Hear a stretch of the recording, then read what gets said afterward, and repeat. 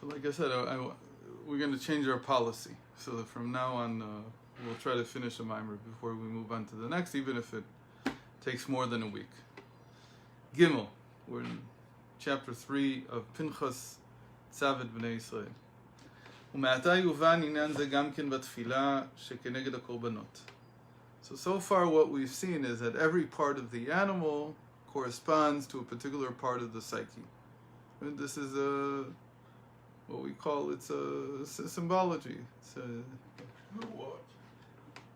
Symbology. Symbology? Yeah. No such word. Yeah, there is. It's symbolic. No, it's all symbology. It's all. No such word. ומעתה יובן עניין זה גם כן בתפילה שכנגד הקורבנות. So how does this work in the davening itself? Meaning, how do these parts of the animal that were in the sacrifice correspond to how we daven, to how we actually should daven? שהתבוננות בגדולת אינסוף ברוך הוא, איך דרכו לקמי כלא ממש חשיבי, ואין ארוך אליו אפילו כערך טיפה מים אוקיינוס כנ"ל, הוא בחינת העצמות. So first of all, we have the bones. What do we say the bones were? The bones, we said, they come out of the mind. Right? That was the thing we learned last week in chapter 2. Same color as the brain. Right, because they have the same color. That was the understanding in the ancient world. What does this mean for us?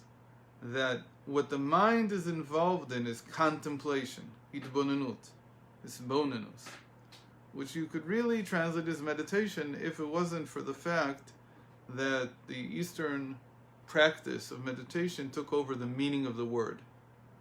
But really the original meaning of meditation was like it is in French, which means thinking, deep thinking. So hisbonenus is about what? About the greatness of the infinite. May you be blessed. The kula kamei kol chashiv, that everything before it is like nothing. Everything is nullified relative to the infinite. The same thing as that if you think about it in numbers, that infinity, which includes all the numbers, really, if you say 100 or 1,000 or 1,000,000 or 1,000,000,000 or 1,000,000,000, whatever number you want to imagine, or a Google, or whatever you want, it's nothing compared to infinity. And so you have to take that concept and carry it over to the rest of reality. That everything that we see here, everything we're experiencing, everything that we're seeing, is really nothing compared to Hashem. I was thinking about it this morning as I was davening, that in a certain sense a person might understand that the most important moment of life is the last moment. That your whole life is leading up to the final moment. People think that, it's so important what I did here, what I did there, I made this decision, that decision. I lived life this way, lived it that way. If you understand that the main point of life is how you react, and not so much what you did, but rather almost what you did is almost predetermined in a certain sense. The story of your life is almost predetermined. And really the question is, how are you going to react to the story? What are you going to take from it? So if you take that to the final extreme, so you'll see that the most important moment is the last moment. So how do you take all of it? How do you understand all of it? The sum total of it. What do you feel about the sum total of it? And so if a person looks at it that way, it's almost like everything that happened, which is a lot, which in a person's life it feels like, infinity almost. Feels like a lifetime. Feels like a lifetime of events and actions and things and experiences. And then it all boils down to one moment. And that moment is greater than the sum total. It's something entirely greater. וכשההתבוננות היא בחינת דעת התקועה בחוזק בקביעות תמיד, ולא שתהיה חולפת ועוברת אחר תפילה, רק בהתמדה והעמקה מעומקא דלי באמת לאמיתו. Why is it called bones? Because, like the skeleton, it's always holding everything up. So here he says, also this is bonenus, this meditation, this deep thinking, contemplating. Hashem is infinite. It should be something that can continue, hold continuously, even after a person is finished davening. So that's why it's called atzamot, because it stays. We usually talk about the fact that after a person davens, we're not able to keep the love and the fear of God at the same level the rest of the day. But he says that this part we can. This is different. Okay? This is different. This part of understanding that everything is nothing compared to the infinite, that can continue throughout the day. Be'emet la'amito, as he calls it, right? And the Tanya defines that usually after we finish davening, it's called Sfat emet tikon la'ad. V'ad argia l'shon shaker, right? He brings that pasuk. And he says Sfat emet is the edge of truth, or the fleeting truth, if you want. It says that that's a truth that a person usually feels during davening, and that passes during the rest of the day. So when he has the edge of truth, he doesn't have, it's impossible to continue the feeling of davening throughout the day. Whatever you had in the morning when you daven, that was it. But he says, this is like bones, like the skeleton. And the skeleton is permanent, even if you do different things or anything, even when you're lying down, it's still holding the body together, even if you're not moving. So that's called the emet la'amito, the truthful truth. שמהדעת הזה נמשכה הערה דרך גידים דקים לבחינת בשר, נמשכת מבחינת דם הלב, שהוא מקור מידות שבנפש הבהמית, אהבה רעה ותאוות גשמיות וניצוח והתפארות כנ"ל, להקף ילון ולהופכן לקדושת הנפש האלוקית, המשכן ומתבונן בגדולת אינסוף ברוך הוא, כמו שאמרו, בכל לבביך, בשני יצריך, שגם היצרה שמשכנו בלב בחלל השמאלי המלא דם, ישוב לאהבתו יתברך. So he says, from this bone, from the skeleton of what a human being is, from there come the sinews and the blood vessels and the heart.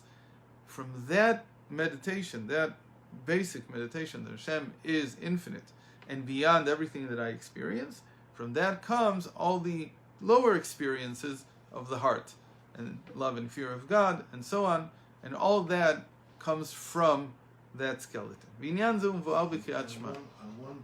is the bone that's going to be used to reconstruct the body after the Chiyas HaMesim. Okay, it would be interesting to think of it that way. What is that? The bones are not just permanent when they go into the grave, they're permanent because one of them is going to be for us is over. It might be that that's what he means when he's now going to focus on Kriyas Shema. The Kriyas Shema might be that bone. Because bones, again, means there's 248 bones in the body. So there's an idea that they correspond to the 248 mitzvahs. One of them is, so maybe this mitzvah to say Kriyas Shema twice a day, that's the bone that becomes Etzem Aluz. It also makes some sense. In any case. Shema Yisrael, Lashon Havana. איך שהשם אלוקינו הוא אחד. ממש, ואין עוד מלבדו. So when we say Shema Yisrael, listen, hero Israel, it means to understand. To hear means to understand. What are we supposed to understand? And Hashem, our God, Havai, our God, He's one. One, mamish, actually. Ve'en od milvado, and there's nothing but Him. That's what we really mean. Bashamayim mimad, in the heavens above. Shachiyut nimshach bashamayim va'aretz, u'rak ki Hashem Elokeinu hu Elokim, b'chinat tzimtzum. And everything that we see in the heavens and the earth, all of this is life force that's drawn down through contraction from Hashem being infinite. And all this is it's like a drop in the ocean. And one drop of such life force,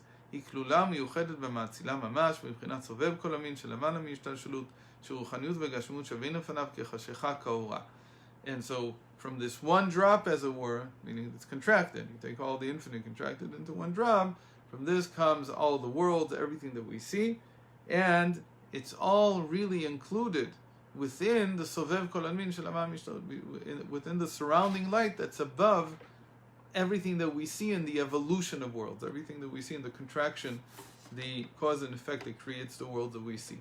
And before Him, the infinite, here he says it. It's the first time I've seen it written. It's a very simple thing to understand, but I assumed he didn't need to write it. But here he actually writes it. That spirituality and corporeality, material, are all the same for him. There's no difference between whether it's spiritual or corporal. It's all the same. What? Shouldn't ruchnius be more important? No, it's all the same. Before the Ein Sof, everything is the same. What does it matter? If it's spiritual, it's all the same. On the contrary, what do you do mitzvahs with? We don't do them spiritually. You do them with something physical. So if it's all the same, it doesn't matter. So maybe it doesn't matter if you do the mitzvahs or if you don't do the mitzvahs. Before the Ein Sof, right? Before there's a will, which is already a contraction, you're right. But there's also no world there. And so you existing or don't existing also doesn't matter. The moment that you say, my existence matters, mitzvahs matter. Okay? If you don't say that, you're right. You're back in the world where really nothing matters, but there really isn't anything. Kachasheicha kaora. Light and darkness are the same for him. Shemizeh baruch v'nimshach b'ishtashrut ha'madrogot. We say baruch shem kvod malchuto afterwards. Okay? So from this, baruch means to draw down, right? Like a pool of water whose water is being drawn to water the plants, whatever. So it comes down in evolution, ishtalshalus. בבחינת ממלא כל המין, the light that fills all worlds, בבחינת שם כבוד מלכותו, להיות הילה ועלול רוחניות וגשמיות. Now we have physical and spiritual. Now we have cause and effect, הילה ועלול. This is all drawn down through the malchus, through the fact that he wants to be king. And wants to be king means that he has to have something separate from him, and that's where the light that fills all worlds comes into play. והילזות, and therefore, ואהבת את השם אלוקיך. שיהיה הוויה ממש אלוקיך, להיות נכלל באור אינסוף ברוך הוא ותשוקה ותימון. So now that you've meditated upon that, you have to love Hashem. What does it mean to love Hashem? So we talked many times about the fact that love stems in Hebrew from the word that means to want, okay? Meaning to will. So you should love Hashem, your God. It's like you should will Hashem to be your God. You should have a sense that what you want is that infinite will always be felt as your God, as your life force. Don't live only through the light that fills all worlds. Don't live only in the sense that life force is just... Because if you only live with the life force that you have, and there's no connection back to the infinite, so you also get again, you have no backbone. That would be the idea. You don't have a skeleton inside of you.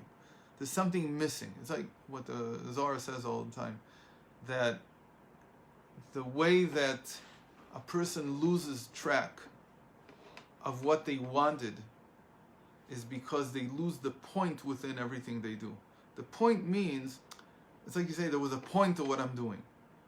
There was a like, let's say, yeah, let's say I was building a car, I don't know, or fixing my house, or even simple stuff like doing dishes. Okay, and I get lost in the details, and so I could either stop doing it altogether. That would be one option. I wouldn't be able to continue. I'd lose track of what I wanted.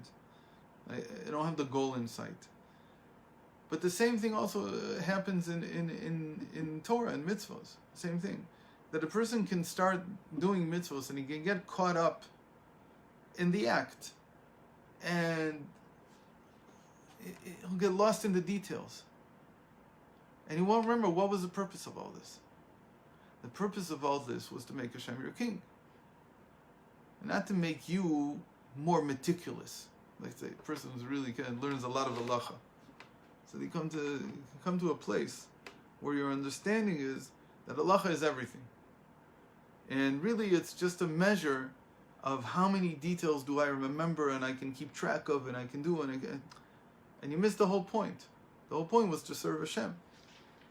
And there's people like that you forget the whole point. What am I doing this for? So he says to love Hashem your God means that everything that I do in the end is in order to connect to Hashem. I'm not doing it just because I want to be meticulous, because I'm a yek, because I have to show that everything I do is perfect. I'm not doing it for that. Because really, there's nothing but Him, and therefore, who else would you want? To want yourself is strange. And when this type of love awakens, again, this we said is a feeling. So the feelings we said, that's the blood. That's the blood of the sacrifice.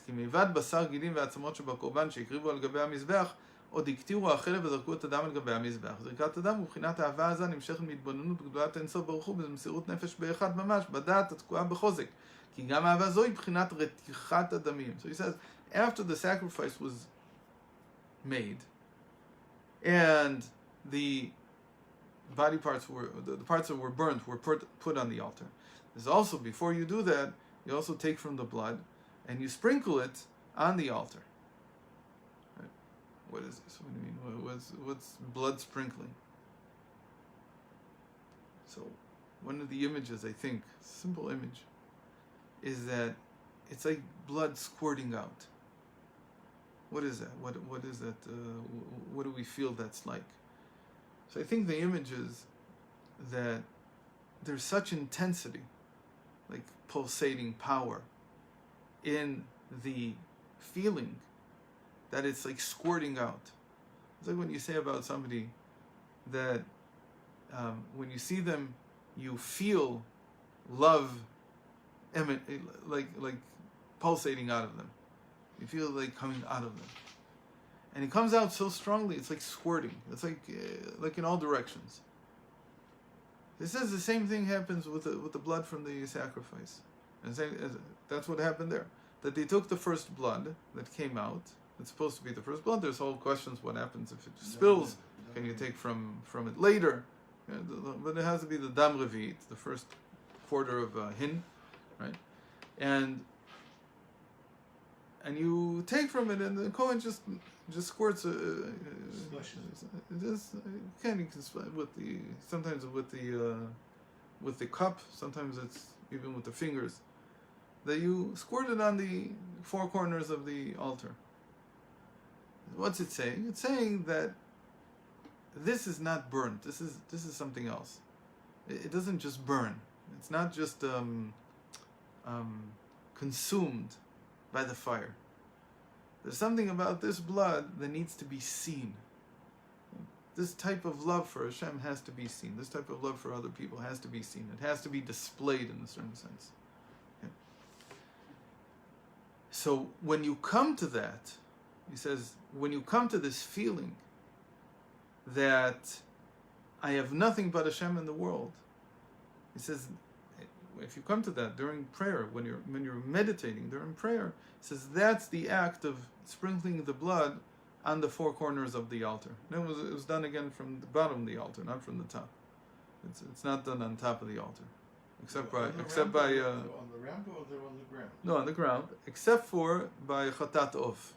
If it's a fowl was shechted on top of the mizbeach. Okay, it wasn't shechted below, because you don't need to. They just took it up and then they tossed it on. I mean, the bird was a Kohen. The bird, okay, he slaughters it with his finger. He doesn't need anything more. And then the bird itself was put on the altar, and from the blood he sprinkled on top. I don't remember how exactly you sprinkle it on top. It's a little bit different. But you don't do it on the altar itself. It's done in a different way. So apart from that, all the other animals that were slaughtered, and here we're talking only about the daily communal offering. So the daily communal offering was definitely done on the bottom. It was on the bottom of the altar. V'ainu lefi, why is it? Why is it that this is special? Lefi she'adat v'itbonunut atzma sheb'chinat atzamot ib'chinat krirut. He says, really, we have here a transformation. There's a transformation going on here. If what we're meditating on is Hashem's infinity, Hashem's greatness, what we call His greatness, really that's a cerebral thought, is cold. It says the mind is cold. That's what it's called. It's called cold and wet. It's cold and dry, sorry. It's cold and dry. The mind is cold. What do we mean that it's cold? There's no excitement. Even when you think of emotions, the emotions within the mind, contemplating emotions, you don't usually get excited from it. It says, but here, if you become excited and you feel love for Hashem, meaning you feel a yearning, you feel a longing for God, for all your work to be dedicated, everything that you do to be dedicated in that sense, he says there's a transformation there. That suddenly out of something cold, Okay. Now here it says it is wet. Sorry, it's mayim v'leichut. It's cold and it's wet. So it's like water. אבל האהבה שבלב מקום משכן הדמים שם יסוד האש מהצמאון, that's fire. Suddenly it turned into fire. How did something cold become fire? שם יסוד האש והצמאון, that's where if it caused the blood to boil, meaning intense emotion. Blood boiling, in I guess in English usually means that you're angry. My blood is boiling. But really that's just the negative side of blood boiling. Also positive side. The positive side is that I have intense emotion. So if there's intense emotion there, that's a chiddush. That's a tremendous transformation. והוא מחמת התבוננות התקועה בחוזק באמת לאמיתו בקרב איש ולב עמוק עד שימסור נפשו ממש באחד שלא יחפוץ חפץ ורצון אחר זולתו יתברך. So he says, if you're able to transform this thought that Hashem is infinite and that everything is nothing compared to him, you're able to transform it into longing. So what you've done is you've turned the cold into the burning hot. And that transformation is tremendous. That's why it's special. So then the yearning and the longing in the heart increases when love is revealed like fire in all of your heart. ואחר כך, I'm skipping, והיו הדברים האלה אשר נוחים מצווך היום על לבבך, מבחינת הקטר החלב והשמנונית שבבהמה. The question is, can there be any change in the heart? Some lasting change. What does it mean to put some lasting change? It says the lasting change occurs when it's like you're taking the fat. The fat was put on the altar and burnt on the altar. So if you take the fat, and the fat is the result of the thought. It's also a result of the thought. But then you put it on the heart. כי ירעב, וכן באדם מגשים, כי ירעב לאכול על ידי רתיחת הדמים, אחר כך למנה נפשו, כי ירעב ממלא רצונו וחפצו, אז אני אגדל החלב השמנונים בחמת התענוג אשר השלים חפצו ורצונו. So he says, if you have a longing, it has to be filled. How is it filled? He says there's a little bit more. You become hungry. You become longing. Longing is like hunger. So how do you satiate that hunger? How do you? He says that's the fat of the animal. And what is it in the person? He says something amazing. He says that's the thought afterwards that I've merited until now to fulfill something from God's will. I have done something from God's will. A person has to look back and say, I've merited to do certain things. This is the fat that we're not allowed to eat. Right. And you can't eat it. But what you do with it is you burn it on the altar. You use it as food for that longing. וכן הדרך משל בעבודה, שאחר תשוקה והצימאון אשר עורר האדם ועבד בכל לבבך, זאת ישים לליבו, כי הדברים הן דברי תורה ומצוות, הן הם אשר אנוכי ממש מצווך. ולא בבחינת שם כבוד מלכותו, בבחינת ממלא כל מין לבד, שהוא בבחינת שם ולא בבחינת עצמיות, אבל במצוות אומרים אשר קידשנו במצוותיו, שהוא מובדל מגדר על מין למעלה מן ההשתלשלות, בבחינת סובב כל המין. So he says, again, that you take,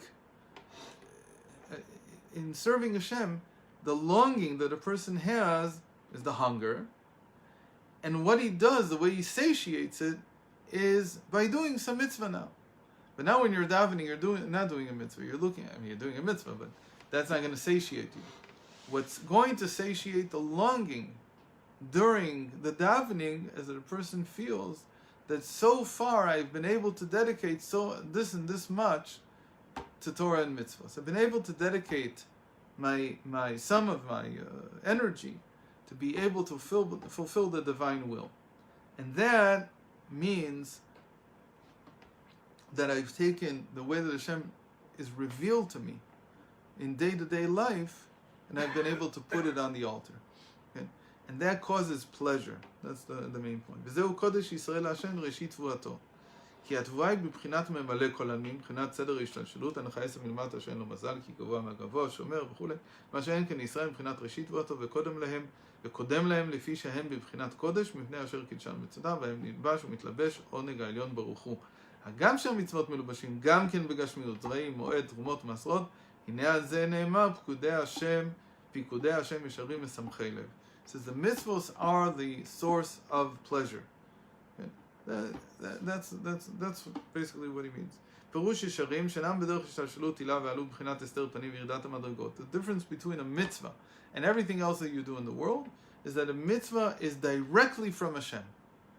And everything else, like a person has to go make parnasa, he has to go earn a livelihood. You see that there's a succession of actions that come about until you finally make your parnasa. You finally get your money in the bank and have what to live off of.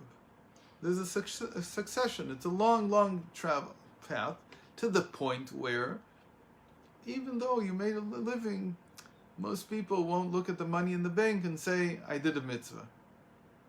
They don't see Hashem there. Okay? They don't see Hashem there. There's like...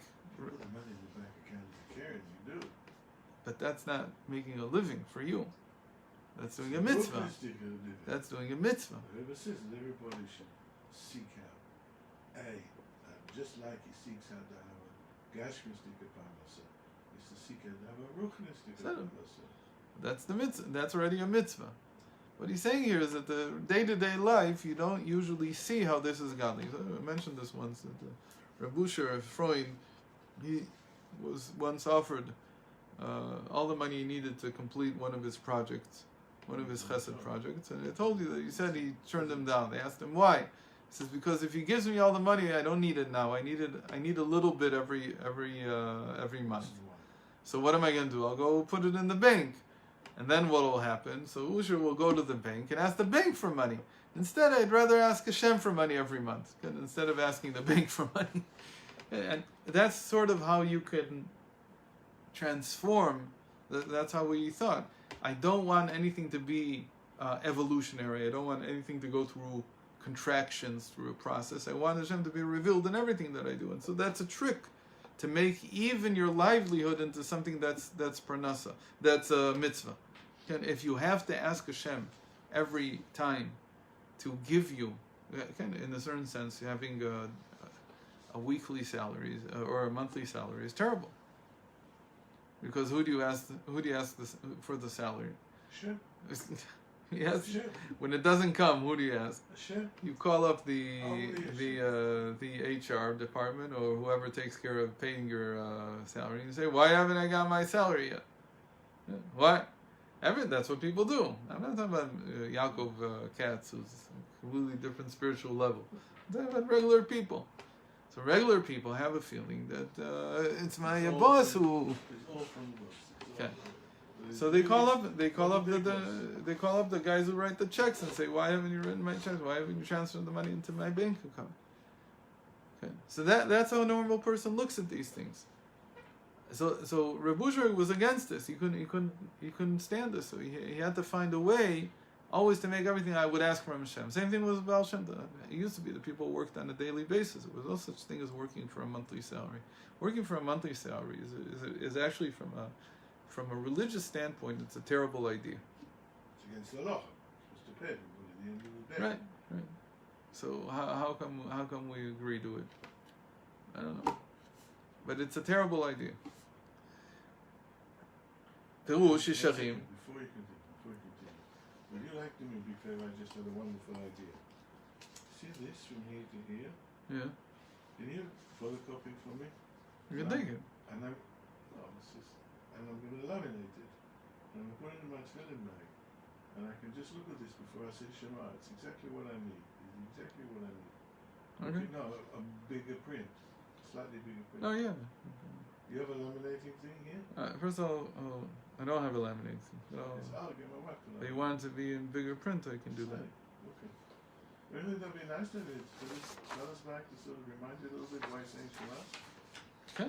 For me, it's what's good. It's a matana me'akadosh baruch hu, because I find it very hard to think of, all these things. You're rushing to go here, rushing to go there, Stop. Really. Okay. That's a good idea. In any case, the rest of chapter 3 is a now explanation of the mitzvahs in this sense. And we've talked a lot about that, so we can skip to We're going to skip tomorrow. chapter But I 4. have an amazing story of Hashgacha Oh, Pratis. no. There were two Israeli guys who were doing the world tour. The world tour. After the army, the world tour. Yeah. So they did the world tour until they ran out of money. And they happened to run out of money in a town called Communal, which is in Mexico. And so they have their tickets to go home, and there's no money, there's no nothing. So they get a taxi driver to take them to the airport. And the taxi driver is trying to rip them off. So it takes an hour and a half to drive a 10-minute drive, and they don't know their way around. And they miss the plane. They miss the plane. So they go totally crazy, and they happen to come into the Bet Chabad. I don't think they were connected to Bet Chabad. They come to the Bet Chabad, and they're screaming and shouting and freaking out. You know, this taxi driver didn't. We lost it. And it was right in the middle of a bringing in the Bet Chabad. So as I tell you the story, the shaliach suddenly jumps up and says, "What? You missed your flight? What was that flight that you missed?" So they said, "Flight such and such and such." He says, "Oh, you won't believe this. That plane crashed and fell in the sea, and everybody was killed." And people just, wow, amazing divine providence. This is unbelievable. And they're making a l'chaim, and they're singing, and they're dancing, and this great providence that the Shem has done to save these two guys, and the two guys are, you know, totally freaking out. And after about 3/4 of an hour, the shaliach says, "I have to tell you a little story." He says, "The truth is, the plane didn't crash, but if it would have crashed, you would have said, what amazing Hashgacha Pratis." So the amazing Hashgacha Pratis hasn't changed. Just you didn't see it, right? Now you can understand that everything's Hashgacha Pratis. I hope that has a good effect when we do that. And people don't go nuts.